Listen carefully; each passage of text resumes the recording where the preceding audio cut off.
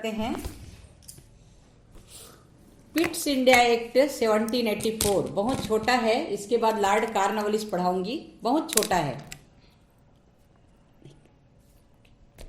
हाँ, Pitt's India act 1784 के पहले भारत में ईस्ट इंडिया कंपनी का क्षेत्र इतना बढ़ गया था कि कंपनी को उस पर कंट्रोल करना मुश्किल हो गया था। यानी कंपनी दिवालियेपन की स्थिति में आ गई थी, क्योंकि कंपनी के जो ऑफिसर्स थे वो बेहद भ्रष्ट हो गए थे। अधिकारी कर्मचारी और पर्सनल बिजनेस ज़्यादा कर रहे थे और जनता को सता रहे थे, जिससे ब्रिटेन की बहुत बदनामी हो रही थी और कंपनी के मामलों में पार्लियामेंट का कंट्रोल बहुत जरूरी हो गया था। इसी उद्देश्य से पिट्स इंडिया एक्ट पारित किया गया और ईस्ट इंडिया कंपनी पर पार्लियामेंट कंट्रोल करने की दृष्टि से रेगुलेटिंग एक्ट 1773, 1781 सेटलमेंट एक्ट पारित किया गया। लेकिन फिर भी वो संवैधानिक संकट था, वो अभी भी चल रहा था, तो इसलिए 1784 में पिट्स इंडिया एक्ट जारी किया गया। जब सेटलमेंट एक्ट पारित किया गया था उस समय कंपनी के शासन की जांच करने के लिए 2 समितियां नियुक्त की गई थी और दोनों समितियों ने कंपनी के दोषों को प्रकट किया और ये गवर्नर जनरल के विरोध में थे। तो 1784 में पूरी तरह कंपनी के कार्यों में पार्लियामेंट्री कंट्रोल की व्यवस्था की गई। अब इसके क्या क्या प्रावधान थे? पहला है आयुक्तों के बोर्ड का गठन। बोर्ड ऑफ कंट्रोल किसके हाथ में रख दिया गया? कमिश्नर के। एक बोर्ड का गठन किया गया जो सेक्रेटरी ऑफ स्टेट, एक्सचेकर के चांसलर, प्रिवी काउंसिल के 4 मेंबर्स, ये तीनों मिलके बोर्ड का गठन किया और बोर्ड ऑफ कंट्रोल के नाम से ये फेमस हुआ। और इन सदस्यों का, इन जो मेंबर्स होते थे उनका अपॉइंटमेंट इंग्लैंड के सम्राट द्वारा किया जाता था और वे उन्हीं के प्रसाद पर्यंत अपने पद पर रहते थे। दूसरा है दोहरा शासन, डायरसी। दोहरा शासन कंपनी के कार्य को सुचारू रूप से चलाने के लिए 2 भागों में बांट दिया गया, राजनीतिक और व्यापारिक। तो व्यापारिक का संचालन कंपनी को दे दिया गया और राजनीतिक कार्यों का संचालन बोर्ड ऑफ कंट्रोल को दे दिया गया। तो कंपनी का शासन 2 संस्थाओं द्वारा चलाए जाने के कारण दोहरी व्यवस्था हो गई थी। तीसरा, सैनिक असैनिक राजस्व पर्यवेक्षण का कार्य बोर्ड के अधीन किया गया। सैनिक बोर्ड का कर्तव्य है सैनिक असैनिक सरकार से संबंधित सभी कार्य का पर्यवेक्षण करना, सुपरविजन करना और ब्रिटिश आधिपत्य, ब्रिटिश पोजीशन में रेवेन्यू की देखभाल बोर्ड द्वारा ही की जाती थी। गोपनीय समिति का गठन, सीक्रेट कमिटी। स्पेशल केसेस में गोपनीयता बनाने के लिए, प्राइवेसी जो होती थी विशेष मामलों में, तो एक सीक्रेट कमिटी अपॉइंट किया गया। बोर्ड ऑफ कंट्रोल को विशेष पावर दिए गए कि आप बोर्ड ऑफ कंट्रोल का गठन करें और इसी के माध्यम से इंग्लैंड जाता था जो भी महत्वपूर्ण आदेश होते थे। कंपनी का नियंत्रण बोर्ड ऑफ कंट्रोल में, कंपनी का कंट्रोल पूरी तरह बोर्ड ऑफ कंट्रोल के हाथ में आ गया और कंपनी भारत में कंपनी के क्षेत्र को ब्रिटिश पोजीशन इन इंडिया का नाम दिया गया, ब्रिटिश पोजीशंस इन इंडिया। और कंपनी ने न युद्ध की घोषणा कर सकती थी, न विद्वेष आरंभ कर सकती थी और न किसी के साथ संधि कर सकती थी। ये सब कौन कर सकता था? Board of control. विशेष न्यायालय का निर्माण, establishment of special court. Special court इस एक्ट के द्वारा निर्माण किया गया जिसमें 3 जज, 4 peers, PEERS peers, house of commons के 6 सदस्य। ये जो न्यायालय है भारत में अंग्रेजों के मुकदमे की सुनवाई करने की शक्ति रखता था स्पेशल कोर्ट, और भारत में अपराध करने वाले अंग्रेजों को समुचित दंड नहीं मिल पाता था, क्योंकि सारे अंग्रेज हैं तो कहाँ से उनको दंड मिलेगा। तो इस एक्ट के द्वारा गवर्नर जनरल और उनकी स्थिति ज़्यादा मजबूत कर दी गई। बम्बई और मद्रास के गवर्नरों पर बंगाल के सरकार के नियंत्रण में रखा गया और बढ़ा दिया गया नियंत्रण। व्यापारिक मामलों में अपील किंग इन काउंसिल को जाने लगी, यानी ब्रिटिश सम्राट को, प्रिवी काउंसिल को, और व्यापारिक मामलों में डायरेक्टर्स को अधिकार दिए गए, किंग इन काउंसिल को अपील कर सकते थे। और सेक्रेटरी ऑफ स्टेट को कास्टिंग वोट देने का अधिकार दिया गया और इसके फोरम की संख्या थी 3। संसद को यह अधिकार दिया गया कि भारतीय राजस्व, इंडियन रेवेन्यू जो भी होंगे वो बोर्ड ऑफ कंट्रोल के वेतन और व्ययों को 16,000 पाउंड दे सकता था और कंपनी के जो व्यापारिक, राजनीतिक, प्रशासनिक, ये सब मामलों को अलग अलग बांट दिया गया। ये एक्ट जो है बहुत छोटा है, पिट्स इंडिया एक्ट बहुत कम आता है, ज़्यादातर नहीं आता, लेकिन कोर्स में है तो पढ़ना जरूरी है। दोष, अब इसमें दोष क्या क्या हुए? कंपनी के जो मामले थे वो एकदम निर्बल प्रशासन प्रस्तुत हो गया। बोर्ड ऑफ कंट्रोल डायरेक्टर्स के बीच लगातार डिस्प्यूटेड चलते गए और दोनों के पावर्स बढ़ गए और जो जिम्मेदारियां थी वो बढ़ गई, और इस एक्ट के द्वारा कंपनी की जो प्रोसीडिंग थी वो त्रुटिपूर्ण व्यवस्थित थी और अधिकारियों ने अत्यधिक आवश्यक मामलों में विलंब कार्यवाही करना शुरू कर दिया। जो बहुत जरूरी केसेस रहते थे उनको जानबूझ के डिले करते थे, और ये एक दूरदर्शिता विहीन था। कोई भी प्लानिंग होती है तो दूर का सोच के, फ्यूचर का सोच के प्लानिंग की जाती है, और ये जो पिट्स इंडिया एक्ट था वो दूरदर्शिता विहीन था। फ्यूचर के बारे में जरा भी ध्यान नहीं रखा गया। दोहरे शासन से गवर्नर जनरल की स्थिति बहुत कठिन हो गई। दोहरा शासन हो गया, गवर्नर जनरल की स्थिति बहुत ज़्यादा कठिन हो गई। तो इस एक्ट से कंपनी की जो प्रोसीडिंग थी वो ब्रिटिश पार्लियामेंट के कंट्रोल में बढ़ोतरी हो गई, लेकिन शासन की गैर जिम्मेदारी बढ़ गई। भारतीय मामलों में हाउस ऑफ कॉमन्स ने उदासीनता दिखाई और कुछ संशोधनों के साथ इस एक्ट को प्रशासनिक व्यवस्था 75 वर्षों तक ऐसे ही चलती रही, और जब ईस्ट इंडिया कंपनी का अंत हुआ तब इसका अंत हुआ, इस शासन का अंत हो गया। ये हो गया Pitt's India act, Pitt's India act 1784। अब है लॉर्ड कॉर्नवालिस के न्यायिक सुधार। लॉर्ड कॉर्नवालिस के न्यायिक सुधार, पिट्स इंडिया एक्ट पूरा मैंने चार्ट द्वारा समझाया है, चार्ट पढ़ो, देखोगे पूरा एक बार में क्लियर हो जाएगा। लॉर्ड कॉर्नवालिस ने 3 स्टेज में सुधार किया है, 1787 से 1793 और 1790, 1793, 3 स्टेज में 87, 90 और 93, ये 3 स्टेज में इन्होंने सुधार किया है। लॉर्ड कॉर्नवालिस भारत के गवर्नर जनरल बनकर आए थे। वारेन हेस्टिंग्स को भारत से इंग्लैंड वापस बुला लिया गया और जॉन मैफरसन को भारत का गवर्नर जनरल बनाया गया। जॉन मैफरसन, ये मात्र 20 माह तक ही बंगाल की शासन व्यवस्था, उस समय 20 माह तक ही ये थे, लेकिन बंगाल की शासन व्यवस्था बहुत अस्त व्यस्त हो गई और कंपनी के नौकरों ने खुलेआम लूट मचा दी, खुलेआम अन्याय करना शुरू कर दिया। और 1786 में लॉर्ड कॉर्नवालिस भारत के गवर्नर जनरल बनकर आए और उन्होंने कंपनी भ्रष्टाचार की जांच पड़ताल की और स्वस्थ प्रशासन देने का प्रयास किया। तो judicial plan, the judicial plan 1787, ये सुधार न्याय प्रशासन में एवं राजस्व के कार्य को कलेक्टर के हाथों में सौंपा गया। जुडिशियल और रेवेन्यू सिंगल पर्सन कलेक्टर को सौंपा गया, तो राजस्व वसूली ज़्यादा से ज़्यादा हो सके और जो रेवेन्यू ऑफिसर्स हैं वो पूरा मन लगाकर कार्य कर सके और कंपनी की जो फाइनेंशियल पोजीशन है वो पूरी तरह मजबूत हो सके, इसलिए ये किया गया था। तो अंडर दिस जुडिशियल सिस्टम, इस जुडिशियल सिस्टम में 2 सेट्स, 2 इसमें रेगुलेशंस बनाए गए, 2 रेगुलेशन से परिचय कराया गया। Administration of justice, revenue functions, तो न्याय प्रशासन और राजस्व का कार्य। तो इसमें क्या हुआ, कंपनी के नौकर जो थे, कंपनी के सर्वेंट थे, वो प्रत्येक जिले में एक कलेक्टर अपॉइंट किए गए।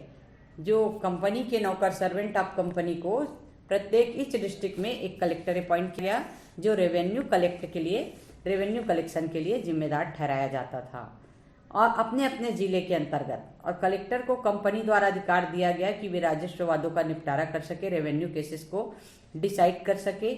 वो अपने अपने जिले के अंतर्गत जो भी रेवेन्यू केसेस होते थे उसको डिसाइड करते थे, ताकि न्यायिक पद्धति साफ सुथरी और पक्षपात रहित हो। और यह निष्पक्ष कलेक्टर के वेतन को, निष्पक्ष कलेक्टर के वेतन की वृद्धि की जाती रही, क्योंकि उसका वेतन बढ़ेगा तभी वो पर्सनल बिजनेस नहीं करेगा। तो कलेक्टर जो है राजस्व न्यायालय के मुख्य अधिकारी माने जाते थे और वो मुफस्सिल दीवानी अदालत में न्यायाधीश भी बने रहते थे। तो सिविल केसेस भी ये डिसाइड करते थे और कलेक्टर को एक और अधिकार मिला था जो आपराधिक केस, क्रिमिनल केसेस में सुनवाई कर सकते थे। तो जुडिशियल प्लान 1787 के अंतर्गत जिला स्तरीय सभी कार्य के लिए कलेक्टर को ही सौंपा गया था और वे सभी कार्य को अलग अलग रखने होते थे। यानी each district single person collector को दिया गया, जिसको सिविल केसेस भी निपटाने का अधिकार दिया, क्रिमिनल केसेस भी, रेवेन्यू केसेस भी। तो यानी सर्वेंट ऑफ कंपनी कलेक्टर हो जाता था, कंपनी का नौकर कलेक्टर अपॉइंट किया जाता था और इनको सिविल, क्रिमिनल और रेवेन्यू तीनों केसेस निपटाने का अधिकार दिया गया था। तो 1787 में मालगुजारी वसूली पर ज़्यादा बल दिया गया, रेवेन्यू कलेक्शन पर। मितव्ययिता पर बल, कंपनी को जो फाइनेंशियल संकट उत्पन्न हो गई थी, फाइनेंशियल रूप से वीक हो गई थी, इसलिए उसमें बचत पर ध्यान दिया गया। मालगुजारी के कार्यों को न्याय प्रशासन से जोड़ा गया, रेवेन्यू और जुडिशियली को एक में जोड़ दिया गया, क्योंकि सिंगल पर्सन को ही पावर दिया गया था ना, कलेक्टर को। प्रत्येक जिले में कलेक्टर की नियुक्ति, collector was appointed in each district of Bengal, Bihar, Orissa. Collector was appointed in each district of Bengal, Bihar, Orissa. प्रत्येक जिले में कलेक्टर की नियुक्ति की गई। प्रांतों का जिलों में विभाजन, बंगाल, बिहार, उड़ीसा के कुल क्षेत्र को 23 जिलों में विभाजित किया गया। Total areas of Bengal, Bihar, Orissa were divided into 23 district which was previously. पहले 36 जिले थे, अब इसको 23 में कर दिया गया। 36 से 23 आने से इतने लोगों का वेतन बचेगा, इतने लोगों का खर्चा बचेगा और कंपनी की फाइनेंशियल पोजीशन अच्छी हो जाएगी। ऐसे दृष्टि से इसको 23 भागों में कर दिया गया। मुफस्सिल दीवानी अदालत के डिसीजन के अगेंस्ट में अपील, सदर दीवानी अदालत को। मुफस्सिल दीवानी अदालत के डिसीजन में अपील 1000 तक के बाद सुनने का अधिकार था मुफस्सिल दीवानी अदालत को, और इसके डिसीजंस में अपील जो है सदर दीवानी अदालत को पहली अपील जाती थी। 5000 तक सदर दीवानी अदालत में, 5000 से ज़्यादा होने पर सम्राट को सेकेंड अपील जाती थी। अत्यंत आपराधिक मामले में सदर निजामत अदालत, criminal cases, criminal matter in सदर निजामत अदालत। क्रिमिनल मैटर के जो भी केसेस होते थे, क्रिमिनल मैटर होते थे, उसमें सदर निजामत अदालत या सदर फौजदारी अदालत भी इसको कहा जाता था। Decision of the collector were appointable appealable in case the civil matters in Sadar Diwani अदालत। सिविल मैटर में सदर दीवानी अदालत कलेक्टर ही डिसाइड करता था, और क्रिमिनल मैटर में सदर निजामत अदालत कलेक्टर ही डिसाइड करते थे। प्रत्येक जिले में कलेक्टर मजिस्ट्रेट होता था। In every district collector was magistrate. शांति भंग करने वालों को कलेक्टर सजा देता था। कितनी सजा देता था? 15 कोड़े की शारीरिक सजा, 15 स्ट्रोक्स, और 15 दिन का सश्रम कारावास, इम्प्रिजनमेंट बोलते हैं। 15 कोड़ों की शारीरिक सजा, 15 दिन का सश्रम कारावास। और जो सीरियस नेचर के केसेस होते थे वो सदर निजामत अदालत निपटाती थी। कलेक्टर के अधिकारों में और वेतन में वृद्धि, increment in powers and wages of collector. Collector के पावर्स भी बढ़ा दिए गए और उनके पेमेंट भी बढ़ा दिए गए। रजिस्ट्रार की नियुक्ति, appointment of registrar in district. प्रत्येक डिस्ट्रिक्ट में रजिस्ट्रार का अपॉइंटमेंट किया गया। वो 300 रुपये तक के केसेस देखती थी और कलेक्टर को जुडिशियल एडमिनिस्ट्रेशन में हेल्प करती थी। और रजिस्ट्रार द्वारा जो भी पारित डिक्री होती थी ये तभी वैध मानी जाती थी जब मुफस्सिल दीवानी अदालत के जज उस पर सिग्नेचर कर देते थे। ऐसा इसलिए किया गया था कि न्याय का हनन ना हो, सावधानी बरती गई थी। तो अब एक बार इसको देखो, पॉइंट नोट करो अपने दिमाग में। रजिस्ट्रार को 300 तक रुपये केस वादित निपटाने का अधिकार था। रजिस्ट्रार को 300 तक के केसेस निपटाने का अधिकार था। और मुफस्सिल दीवानी अदालत को 1000 रुपये तक के, सदर दीवानी अदालत को 1000 से 5000, और किंग इन काउंसिल को 5000 रुपये से ऊपर। किंग इन काउंसिल मतलब प्रिवी काउंसिल। ये हो गया फर्स्ट जुडिशियल प्लान। अब सेकेंड स्टेज में इन्होंने क्या किया? 1790 में इन्होंने किया 3 डिस्ट्रिक्ट क्रिमिनल कोर्ट। तीन जिले में क्रिमिनल कोर्ट की स्थापना कर दी। कहाँ कहाँ? The court of district magistrate, the court of circuit, सदर निजामत अदालत। क्रिमिनल कोर्ट में court of district magistrate, court of circuit, सदर निजामत अदालत। यानी न्याय करने वाले जजेस उस समय पढ़े लिखे तो नहीं थे, बिजनेसमैन थे और खुलेआम ये भ्रष्टाचार करते थे, करप्ट थे, पूरे घूसखोर थे। और सदर निजामत अदालत के जजेस थे, उनको कम वेतन मिलता था। ये घूस देकर अपराधी छूट जाते थे और निर्दोष फंस जाते थे। तो अपराधों की संख्या में दिन दुनी रात चौगुनी उन्नति हो रही थी, वृद्धि हो रही थी।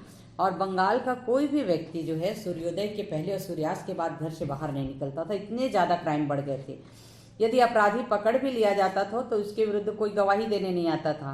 बंगाल, बिहार, उड़ीसा की जेलें जो है खचाखच भरी हुई थी और अभियोजन पक्ष परेशान होकर घर बैठ जाते थे और अपराधी छूट जाते थे। ऐसी स्थिति थी। और ये जो जमींदार थे वो अपराधियों को प्रोत्साहन देते थे, आश्रय देते थे। गंभीर अपराधों के लिए कम दंड होता था, सीरियस नेचर के जो क्राइम होते थे उसके लिए मामूली सी सजा होती थी, और जो छोटे अपराध होते थे उसके लिए बहुत बड़ी बड़ी सजा होती थी, कठोर दंड होता था।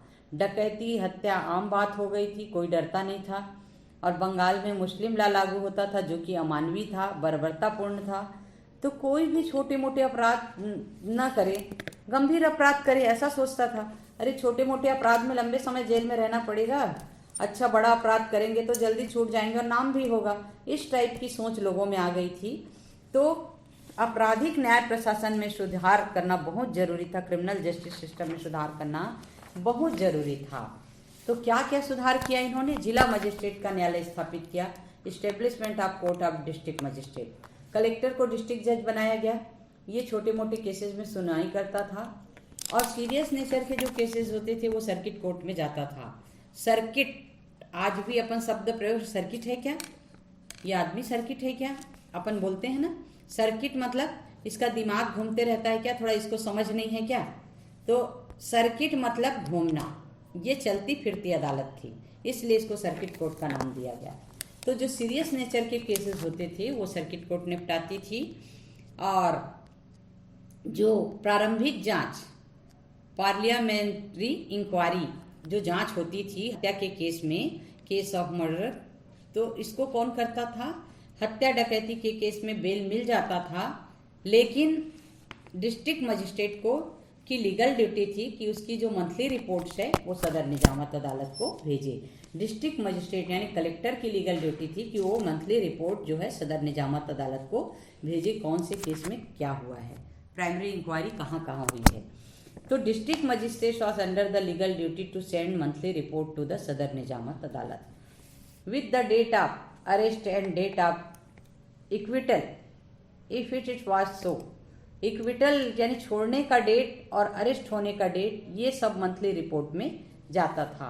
गिरफ्तारी की तारीख और छोड़ने की तारीख लिखी होनी चाहिए।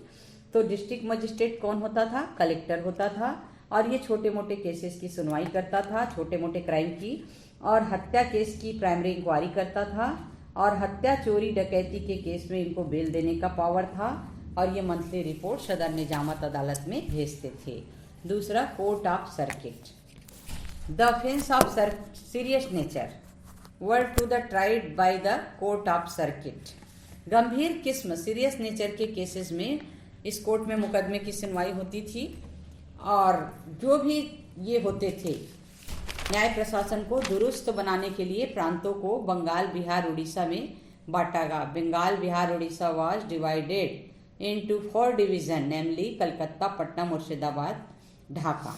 ये 4 भागों में बांटा गया, और प्रत्येक डिवीजन में एक एक सर्किट कोर्ट की स्थापना की गई। This divisions were given establishment of the court of circuit. Circuit court की स्थापना की गई, और सर्किट कोर्ट को मोबाइल कोर्ट भी कहा गया। सर्किट कोर्ट को मोबाइल कोर्ट का भी नाम दिया गया, और इसमें कंपोज टू इंग्लिश जजेस, यानी अंग्रेज जज होते थे, और ये समझौता वगैरह का कार्य भी करवाते थे।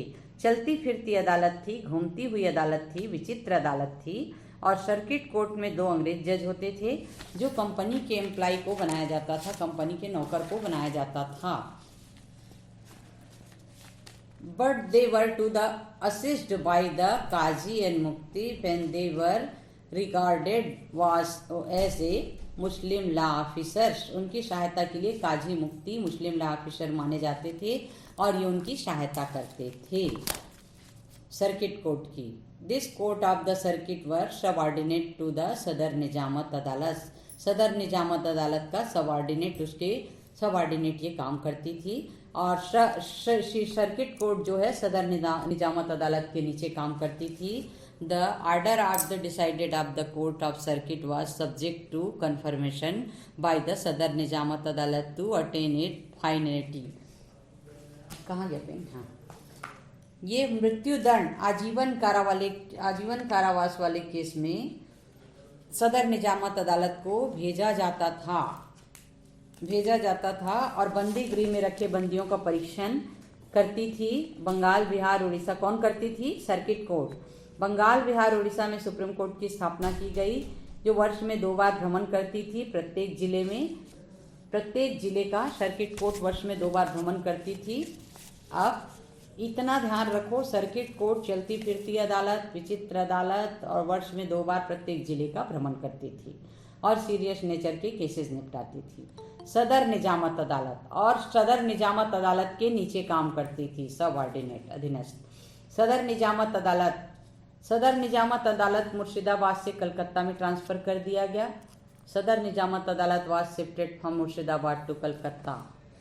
तो मुर्शिदाबाद से कलकत्ता ट्रांसफर कर दिया गया और गवर्नर जनरल की जो काउंसिल थी वो ही इनके चीफ जजेस होते थे और इनकी हेल्प के लिए काजी मुफ्ती मुस्लिम लॉ ऑफिसर्स होते थे। इनको असिस्ट करते थे, assisted by the Muslim law officers namely by chief qazi mufti. Sadar Nizamat अदालत क्षमादान के लिए जो सीरियस नेचर के केसेस होती थी, क्रिमिनल मैटर के, वो गवर्नर के पास भेजती थी। और सर्किट कोर्ट से आने वाले केसेस पहले मोमर्डन लॉ ऑफिसर देखते थे, फिर रिपोर्ट देते थे और सर्किट कोर्ट का जो डिसीजन होता था वो फाइनल होता था। और ये सप्ताह में 1 बार बैठती थी सदर निजामत अदालत। विधि का प्रयोग, हत्या के बाद वाले मामलों में अप्लाई ऑफ लॉ, पनिशमेंट देने के लिए आशय को देखा जाना चाहिए। इसके पहले क्या होता था, अपन थोड़ी देर बाद पढ़ेंगे कि यदि किसी की मृत्यु हो गई, किसी की हत्या कर दी गई, तो उसके परिवार वालों को बुलाया जाता था और पूछा जाता था आप किसको क्या सजा देना चाहते हो, तो वो जो सजा देना चाहता था वैसा होता था। ये थोड़ा सा बता रही हूँ, आगे डिटेल बताएंगे।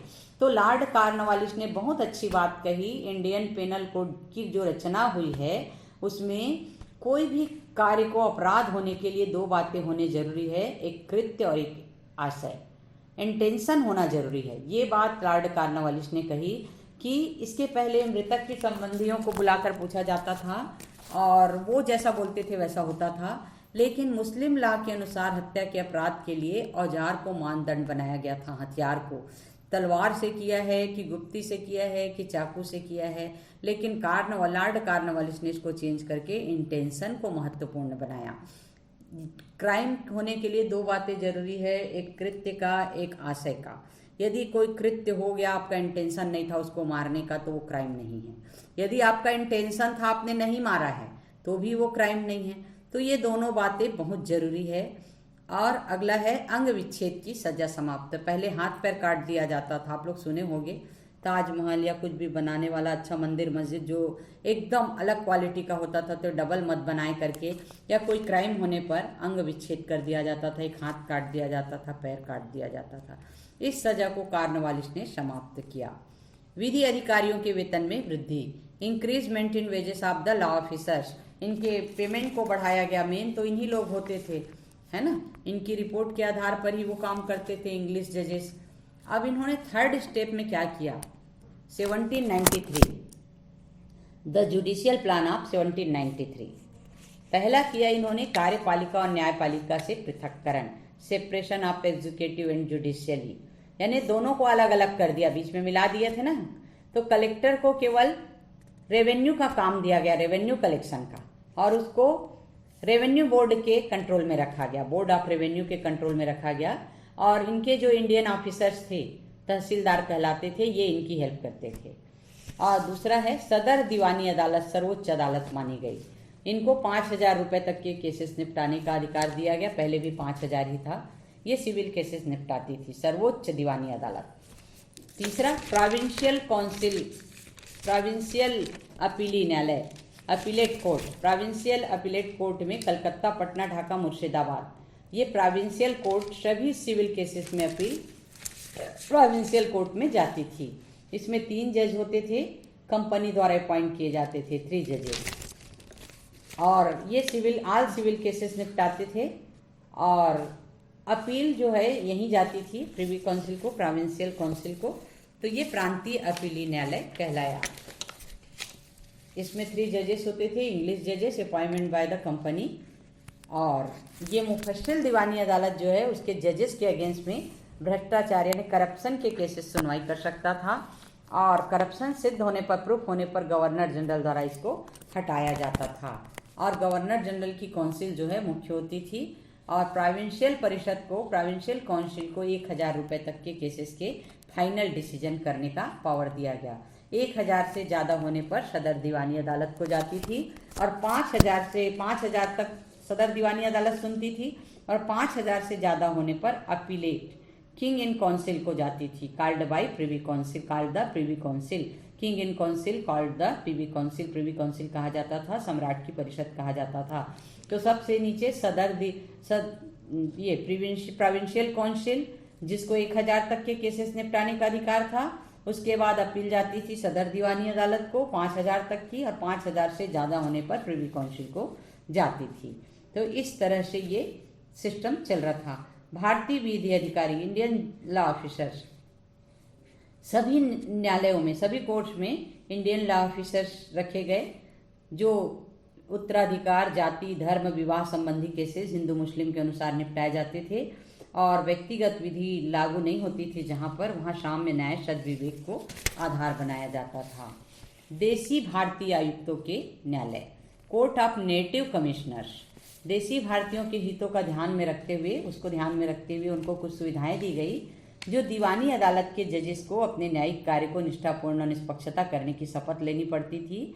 और जो दीवानी अदालतें होती थी वो 3 प्रकार के उसके अंदर निम्नतर अदालत काम करते थे। इनको देसी भारतीय आयुक्तों के न्यायालय कहा जाता था। कौन कौन से? अमीन जिसको पंच या निर्णेता बोलते हैं, और इसको 50 रुपए तक के केसेस निपटाने का अधिकार था। इनको वेतन नहीं दिया जाता था, जो केसेस आते थे उसके आधार पर कमीशन दिया जाता था। सालिसन यानी मध्यस्थ, आर्बिट्रेटर, यहाँ अपील आती थी अमीन के अगेंस्ट में, तो ये जिला न्यायाधीश, इसमें धन और समय की बचत होती थी। ये सिर्फ सिविल केसेस निपटाने का इनको पावर दिया गया। उसके बाद मुंसिफ, ये भी इंडियन लॉ ऑफिसर होते थे। इनको अपॉइंटमेंट कौन करता था? तहसीलदार, जमींदार या प्रतिष्ठित कृषक द्वारा इसका अपॉइंटमेंट किया जाता था। अब मुशफ्फिल दीवानी अदालत, मुशफ्फिल, कई में मुशफ्फिल है, कई में मुफस्सिल है। मुफस्सिल दीवानी अदालत, क्रिएशन ऑफ सब ऑर्डिनेट जुडिशियल सर्विस, प्रत्येक डिस्ट्रिक्ट, इस डिस्ट्रिक्ट के लिए हेड क्वार्टर में मुफस्सिल दीवानी अदालत की स्थापना की गई। और कोर्ट पर ओवरबर्डन, कार्य बहुत ज़्यादा हो गया था, इसलिए उसका कीमती समय ज़्यादातर छोटे मोटे केसेस में ही बीत जाता था, पिट्टी केसेस। तो most of their valuable time, petty cases इसकी हियरिंग में निकल जाता था। इसको सुधारने के लिए लॉर्ड कॉर्नवालिस ने रिमूव दिस प्रॉब्लम, इस प्रॉब्लम को दूर करने के लिए इंट्रोडक्ट बाय सिस्टम ऑफ मुफस्सिल दीवानी अदालत, इसके कंट्रोल में रखा गया। सबऑर्डिनेट जुडिशियल सिस्टम प्रारंभ किया गया और मुफस्सिल दीवानी अदालत के अंडर के कंट्रोल में इसको रखा गया। हर जिले में जाने के लिए विटनेस को ज़्यादातर समय लगता था और इसको लिटिजेंस, पक्षकार को लंबी सफ़र करना पड़ता था। तो ये सब न करना पड़े, इसलिए ये सिस्टम बनाया गया, सब ऑर्डिनेट सिस्टम बनाया गया, सब जुडिशियल सिस्टम बनाया गया, जो मुशफ्फिल दीवानी अदालत, मुफस्सिल दीवानी अदालत द्वारा निपटाया जाता था। इस्टेब्लिशमेंट ऑफ मुफस्सिल कोर्ट, मुंसिफ न्यायालयों की स्थापना, मुंसिफ कोर्ट कहाँ कहाँ किया गया? 8 grass root level in each district. The post of commissioners and Sadar मीन्स was created of facilitated the litigants. Later they were called munsif. प्रत्येक जिले में आयुक्तों और सदर अमीन के पद में क्रिएट किया गया, अपॉइंट किया गया, ताकि पक्षकारों को सहायता मिल सके। बाद में ये मुंसिफ कहे जाने लगे। इनको भी सिविल केसेस निपटाने का पावर दिया गया 50 रुपए तक के। ये वर्कलोड ज़्यादा हो गया था, इसलिए इंडियन को इसको अपॉइंट किया गया, भारतीय को जज बनाया गया। इन मुंसिफ कोर्ट इंडियन जजेस were appointed was between each 10 miles. A new court was establishment, नया कोर्ट बनाया गया। 10 मिल में इंडियन को जज बनाया गया, हर 10 मिल के अंदर में।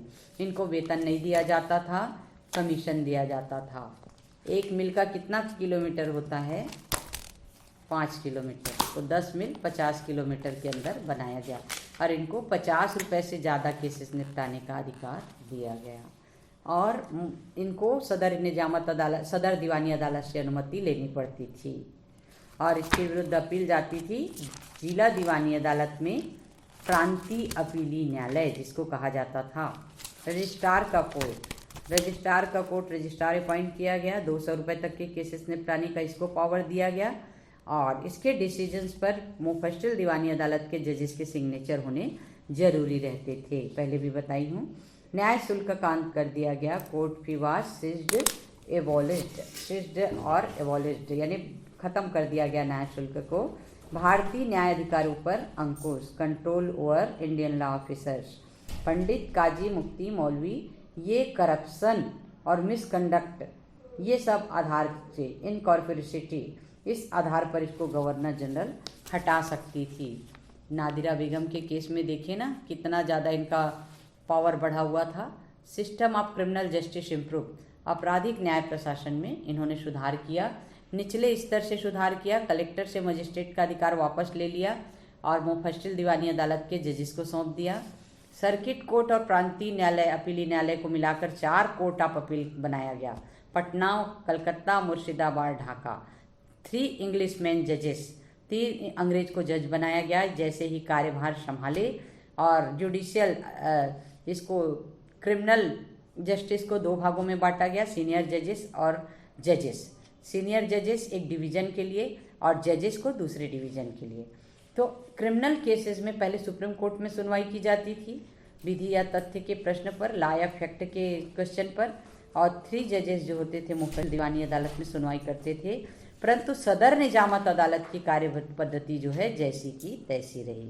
क्रिमिनल केसेस पहले सर्किट कोर्ट में जाते थे लॉ या फैक्ट के क्वेश्चन पर और मुफस्सिल दीवानी अदालत में 3 जजेस उसमें सुनवाई करते थे। 10वां पॉइंट है प्रशासन को न्याय विभाग के अधीन रखा गया। प्रशासन एडमिनिस्ट्रेशन को जस्टिस के कंट्रोल में रखा गया। विधायी शक्तियों का लेजिस्लेटिव सिस्टम का श्री गणेश हुआ। जितने भी नियम विनियमन थे सबको एक जगह इकट्ठा किया गया और Indian penal code, CRPC, criminal procedure code, evidence act ये सब तैयार किया गया। 10वां है वकालत पेशे में सुधार। वकालत पेशे में सुधार, कार्नवालिस जैसे वकालत पेशा आता है आप लोग को कार्नवालिस का नाम आना चाहिए। Organisation of the legal profession, वकील पक्षकार की ओर से न्यायालय की अनुमति से पैरवी करना शुरू किए यहीं पर और इंडियन को यहाँ पर मिला हमको प्रैक्टिस करने का, पैरवी करने का अवसर, बदले में फीस लेते थे। सरकारी वकील, गवर्नमेंट प्लीडर जो लोक अभियोजक अपॉइंट करते थे। उसके बाद पुलिस व्यवस्था में सुधार, पुलिस रिफॉर्म। पुलिस व्यवस्था 20 मिल के अंदर एक दरोगा, एक कोतवाल अपॉइंट किया गया, अपॉइंटेड बाय द मजिस्ट्रेट, और मजिस्ट्रेट इसको नियुक्त करता था। दरोगा पुलिस अधिकारी माना जाता था और आज भी दरोगा और कोतवाल का पोस्ट है। जिस व्यक्ति पर अपराध का आरोप लगा होता था उसे अरेस्ट करती थी दरोगा और मजिस्ट्रेट के पास ले जाती थी। Arrest and send to the magistrate the person charges with crime, जिसके ऊपर क्राइम का चार्जेस लगा है ऐसे को अरेस्ट करके कहाँ भेज देती थी? मजिस्ट्रेट के पास। कौन भेज देती थी? दरोगा। ये पुलिस ऑफिसर माने जाते थे। तो थानेदार, पुलिस अधिकारी, अधीक्षक, दरोगा, कोतवाल, तो ये सब के अंदर दरोगा जो है अपने एरिया का मालिक होता था। और ढाका, पटना, मुर्शिदाबाद ये 3 भाग अलग अलग बांटे गए और ये दरोगा के अंडर में होते थे। और कोतवाल दरोगा को मजिस्ट्रेट के अंदर में पुलिस जेल लेकर आता था। कोतवाल और दरोगा जो मजिस्ट्रेट के अंडर में पुलिस जेल आते थे। ये हो गया लॉर्ड कार्नवालिस के न्यायिक सुधार। इन्होंने 3 स्टेज में सुधार किए। अब क्या क्या अच्छा किया है, एक जल्दी जल्दी पॉइंट बताती हूँ। क्या क्या अच्छा काम इन्होंने किया। अदालत पद्धति जो वारेन हेस्टिंग्स ने रखा था, अदालत पद्धति की नींव, उसको स्वस्थ और वैज्ञानिक बनाया। और भारत में न्यायपालिका और कार्यपालिका को अलग अलग किया। और क्योंकि न्यायपालिका और कार्यपालिका जब अलग अलग होंगे तब न्यायपालिका स्वतंत्र होगी और वो अपने हिसाब से कार्य कर पाएगी निष्पक्ष होकर। न्याय प्रशासन और राजस्व को अलग अलग किया गया। Separation of judicial and revenue, revenue collection पर ज़्यादा ध्यान दिया जाता था। जेल में सड़ते रहे तो सड़ते रहे, लेकिन रेवेन्यू कलेक्शन होना चाहिए। अंग विच्छेद की सज़ा को इन्होंने समाप्त किया और मुस्लिम कानून को मानवीय बनाने का प्रयास किया। और कोर्ट फीस को भी इन्होंने समाप्त कर दिया। फिर कोर्ट फीस की व्यवस्था की बाद में न्यायाधीशों के वेतन को बढ़ाया, इन्होंने इंक्रीज कर दिया। Increase in the wages of जजेस। भारत में विधि के शासन को अलग से विधायी पद्धति का शुभारंभ हुआ, लेजिस्लेटिव सिस्टम का, जिससे इंडियन पेनल कोड बना, क्रिमिनल प्रोसीजर कोड बना, एविडेंस एक्ट बना, कॉन्ट्रैक्ट एक्ट बना। इस तरह से सभी एक्ट की शुरुआत हुई।